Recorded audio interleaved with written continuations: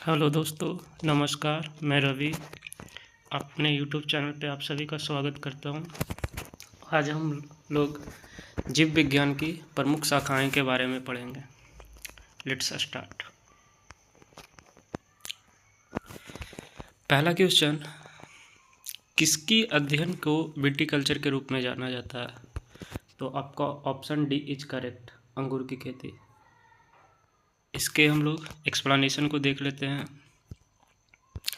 अंगूर की खेती को विटीकल्चर, मधुमक्खी एपीकल्चर, रेशम कीट पालन सेरीकल्चर, मछली पालन पिसीकल्चर, सब्जी की खेती ओलेरीकल्चर, फलों के अध्ययन पोमोलॉजी, फूलों का अध्ययन फ्लोरिकल्चर और फलों एवं सब्जियों का अध्ययन horticulture. Next second number question, sericulture किससे संबंधित है? तो रेशम कीट पालन से। नेक्स्ट, विटीकल्चर किससे संबंधित है? तो अंगूर की खेती से।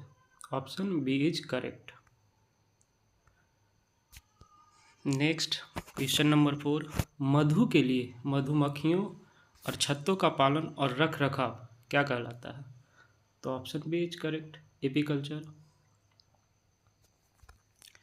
नेक्स्ट क्वेश्चन नंबर 5, रेशम के रेशों के उत्पादन के लिए रेशम के कीटों के पालन को क्या कहा जाता है? तो option B is correct, sericulture. Floriculture फलों का उत्पादन, एपीकल्चर मधुमक्खी पालन का उत्पादन। नेक्स्ट क्वेश्चन नंबर 6, पौधों और पशुओं में जैविक घटनाओं जैसे फूल आना, पत्तियां निकलना, सुषुप्त अवस्था, प्रजनन और प्रवासन आदि के समय का अध्ययन क्या कहलाता है? तो option B is correct, phenology. आइए इसकी एक्सप्लेनेशन को देख लेते हैं हम लोग। फिनोलॉजी इसके अंतर्गत पौधों और पशुओं में जैविक घटनाओं जैसे फूल आना, पत्तियां निकलना, सुषुप्त अवस्था, प्रजनन और प्रवासन आदि के समय का अध्ययन किया जाता है। लाइकोनोलॉजी इसके अंतर्गत लाइकेन का अध्ययन किया जाता है। फाइकोलॉजी इस शाखा के अंतर्गत शैवालों का अध्ययन किया जाता है। नेक्स्ट 7 नंबर क्वेश्चन, एक विज्ञान है जिसमें शरीर की संरचना का अध्ययन किया जाता है। तो option B is correct, anatomy. Anatomy शरीर की आंतरिक संरचना का अध्ययन, पेलियोबॉटनी पुराने पेड़ों का अध्ययन,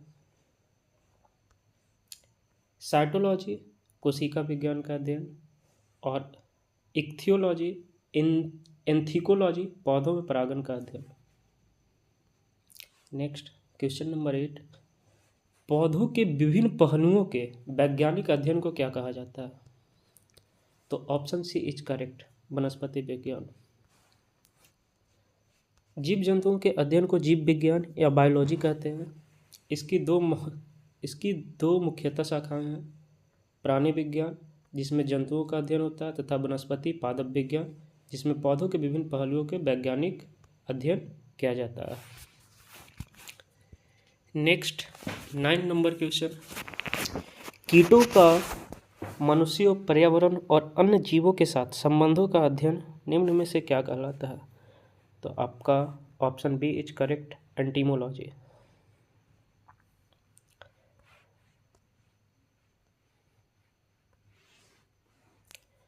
कीटों में मनुष्यों, पर्यावरण और अन्य जीवों के साथ संबंधों का अध्ययन एंटीमोलॉजी कहलाता है। माइकोलॉजी कवक का अध्ययन, इथोलॉजी पशु व्यवहार का अध्ययन। नेक्स्ट 10 नंबर क्वेश्चन, ऑर्निथोलॉजी किससे संबंधित है? ऑर्निथोलॉजी किससे संबंधित है? तो आपका ऑप्शन डी, पक्षियों के अध्ययन से। ऑर्निथोलॉजी पक्षियों का अध्ययन, हर्पैटोलॉजी सरीसृपों और उभयचरों का अध्ययन, एंटेमोलॉजी कीटों का अध्ययन, इक्थियोलॉजी मछलियों का अध्ययन। नेक्स्ट 11 नंबर क्वेश्चन, हर्पेटोलॉजी किससे संबंधित है? ऑप्शन सी इज करेक्ट, सरीसृप और उभयचर के अध्ययन।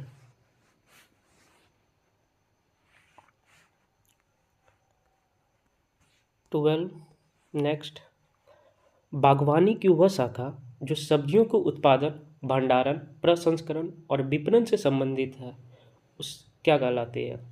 तो option C is correct, olericulture. Pomology फलों का अध्ययन,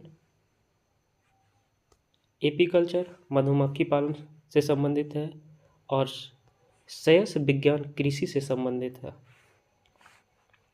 साइटोलॉजी, साइटोलॉजी निम्न के अध्ययन से संबंधित है। तो आपका साइटोलॉजी कोशिका के अध्ययन से संबंधित है। किससे? कोशिका से।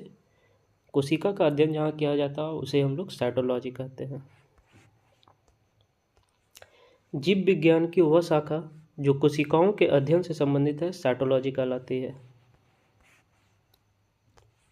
रक्त वाहिका प्रणाली के अध्ययन को एंजियोलॉजी कहा जाता है। बालों के अध्ययन को ट्रैकोलॉजी कहा जाता है। रक्त के अध्ययन को हेमेटोलॉजी कहा जाता है। अब भावनाओं के सहित मस्तिष्क के मानसिक संकायों का अध्ययन फ्रेनोलॉजी कहा जाता है। नेक्स्ट 14 नंबर क्वेश्चन, निर्दिष्ट आबादी में स्वास्थ्य से संबंधित स्थितियों या घटनाओं के वितरण और निर्धारकों का अध्ययन और इस अध्ययन का स्वास्थ्य समस्याओं के नियंत्रण के लिए अनुप्रयोग है। तो आपका option C is correct, epidemiology. आइए इसके एक्सप्लेनेशन को हम लोग देख लेते हैं। एपिडेमियोलॉजी मानव आबादी में स्वास्थ्य परिणामों और बीमारियों को नियंत्रण करने में मदद करता है। हेमेटोलॉजी रक्त और रक्त विकारों का अध्ययन। ओंटोलॉजी प्रकृति और अस्तित्व के संबंध में अध्ययन। सौरोलॉजी छिपकलियों का अध्ययन।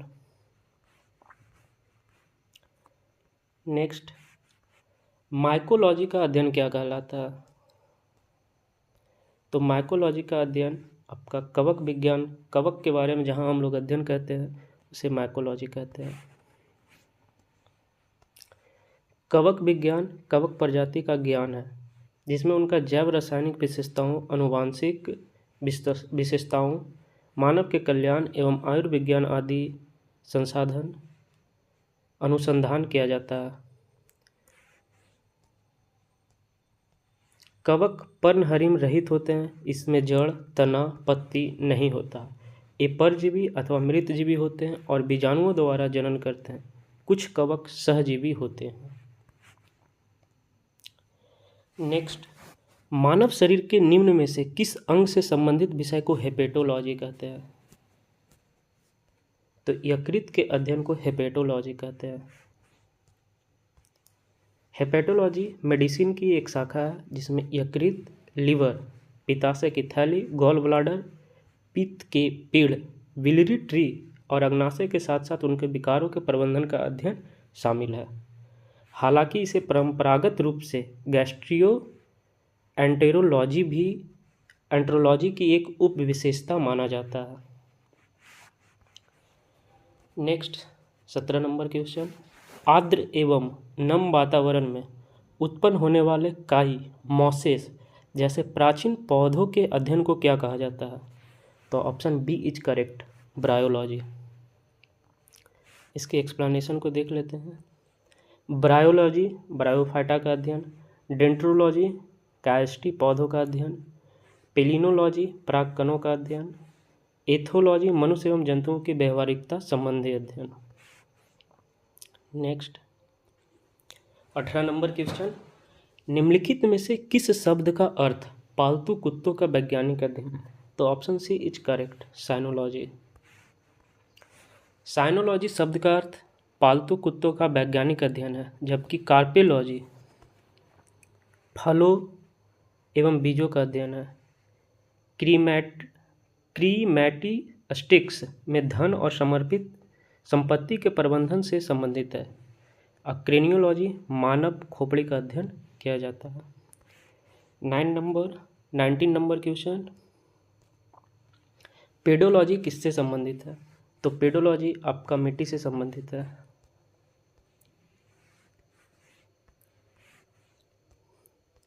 पेडोलॉजी मृदा विज्ञान में मृदा का अध्ययन एक प्राकृतिक संसाधन के रूप में किया जाता है। इसके अंतर्गत मृदा निर्माण, मृदा का वर्गीकरण, मृदा के भौतिक, रासायनिक तथा जैविक गुणों एवं उर्वरकता का अध्ययन आदि किया जाता है। चलिए, थैंक यू। अगर आपको